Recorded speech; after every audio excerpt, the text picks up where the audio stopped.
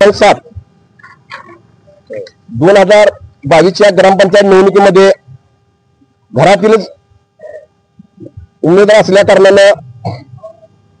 निवडणूक अति चुरशीची होत आहे हे लक्षात आल्यानंतर आपण लोकांची मतं घेण्यासाठी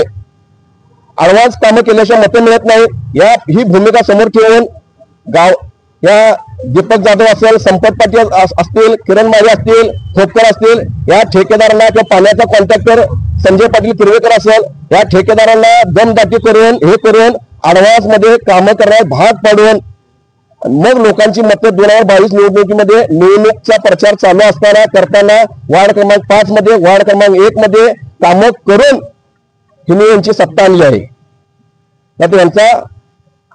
लोक सरपंच निवडून आला असता वार्ड क्रमांक 5 मधील 2 सदस्य आमच्या सद्दा मुजावर बसलेले आहेत, विलास सर आहेत, तिथं रोलर नेऊन लावला, रोलर फिरवला, जेसीबी फिरवला, कामं केली म्हणून तिथली आमची 25-30 मतं काम होतं या आशेने माणसाने मतदानांचे कल बदलला। त्यामुळे आमचे नेते विलास सरांचा 1 मताने पराभव झाला, सद्दा मुजावरचा 1 मताने पराभव झाला। तसे आमचे गावामधील 5 ते 7 सदस्य स्वतः शिरीष सोडत बसल्यात, 1 नंबर वार्डात कामं झाली, ॲडव्हान्स मध्ये 23 मतात पराभव झाला। आज इम्रान मुजार यांच्या पत्नीचा 3 मतात पराभव झाला, गणेश खटावकरांच्या आईचा 37 मतात पराभव झाला। तर या गावांना आम्हाला स्वीकारलं होतं, आम्हाला चांगला कल दिला होता, परंतु तिने ॲडव्हान्स मध्ये कामं केल्यामुळेच त्यांची सत्ता आली। परंतु ठेकेदारांना एक वॉर्निंग आणि सूचना आहे,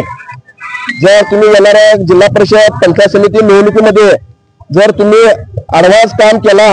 किंवा विदाउट वर्क ऑर्डरचे तर महापरिवर्तन विकास आघाडी करून काम तर जागेवर थांबवलंच जाणार, परंतु हातवडे पोलीस स्टेशन मध्ये गुन्हा दाखल केल्याशिवाय तुम्हाला सोडणार नाही, तुमचं लायसन रद्द करावं म्हणून